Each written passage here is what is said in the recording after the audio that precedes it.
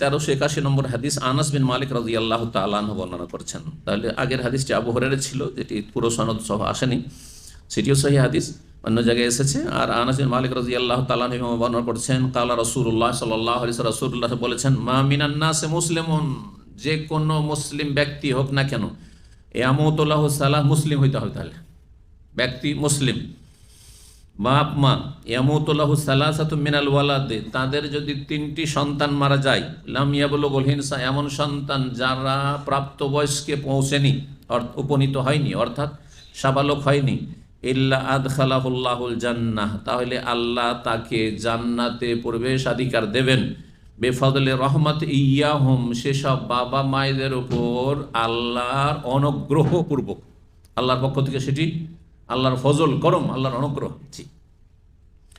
যেমন বাপ মায়ের উপর আল্লাহর অনুগ্রহ, তেমনই সেসব যে 3টি ছেলে মেয়ে মারা গেছে, কোনো ব্যক্তির এই ছেলে মেয়েদের উপর আল্লাহর খাস রহমত, যে তোমাদেরকে নাবালক অবস্থায় যে নিয়ে নিয়েছি আমি, দুনিয়ায় তোমাদেরকে বেশি সময় দেওয়া হয়নি, সেই জন্য তোমাদের মাধ্যমে, তোমাদের ওসিলা, তোমাদের বাপ মাকে জাহান্নামের শাস্তি থেকে রক্ষা করলাম।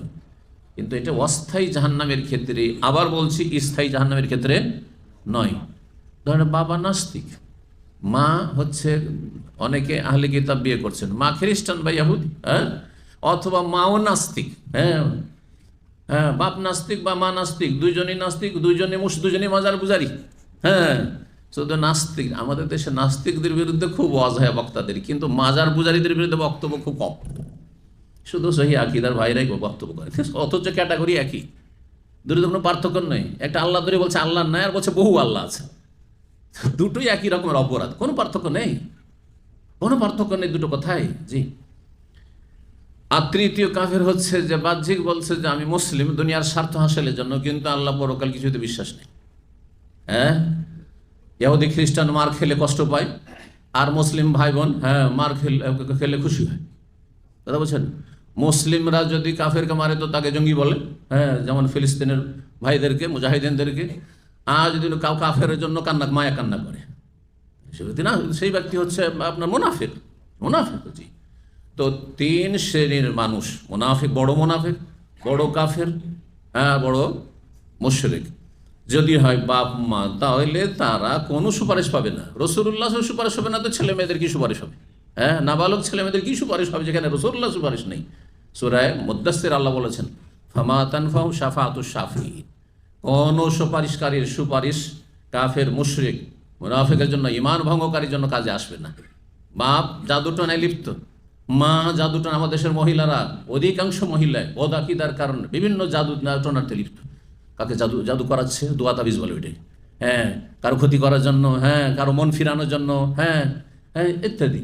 ছেলে ওখানে বিয়ে করতে যাবে, বিয়ে করতে দিবে না, বউ ছেলে বউকে খুব ভালোবাসে, বাঁচতে দেবে না, এই বউকে তাড়াবে, সেই জন্য কি করলো, সে ছেলেকে গাছ খাওয়িয়ে দিল, তো ছেলেকে আপনার কি বলো, কাউকে দিয়ে ওই জাদু করিয়ে দিল, সেহের, যেটাকে হালকা করার জন্য, এই অপরাধকে হালকা করার জন্য এই শয়তানেরা দোয়া তাবিজ নাম দিয়েছে। তাহলে সে মুসলিম নয়, আসলে মুসলিম নয়, সে ঈমান ভঙ্গ করেছে। ঈমান ভঙ্গের যে কারণগুলি আছে সেই জন্য জানা ফরজ। আগে ওযু ভঙ্গের কারণ আমাদের মুসলিম সমাজের লোকেরা জানছে, আপনাদের জিজ্ঞাসা করলে সবাই বলতে পারবেন। সালাত, নামাজ কিসে নষ্ট হয় বলতে পারবেন আপনারা, কিন্তু ঈমান কিসে নষ্ট হয় বলতে গেলে একটা ছাড়া দুটো বলতে পারবেন না। শুধু বলবেন যে নাস্তিক শুধু চিনেন, আর চেনেন না। জাদুঘর কাফের, গণক কাফের, কবিরাজ, যারা শিরকি মন্ত্রতে কবিরাজি করছে সে কাফের, মুশরিক, ইত্যাদি, জানেন না এইসব। তাদেরকে মুসলিম সমাজের লোক মনে করছেন, দাঁড়িয়ে থাকলে হুজুর, অথচ মন্ত্রতন্ত্র দিয়ে আপনার ওই কি বাটি চালায়, তো হাত চালায়, আর তারপরে নিখোঁজ কোনো কিছুর সন্ধান বলে যে অমুক জায়গায় আছে, তো অমুক গ্রামে গেছে, কে চুরি করেছে, ইত্যাদি। এসব কুফরি, এগুলো সব শিরক, কুফর, এগুলো ঈমান থাকে না এতে।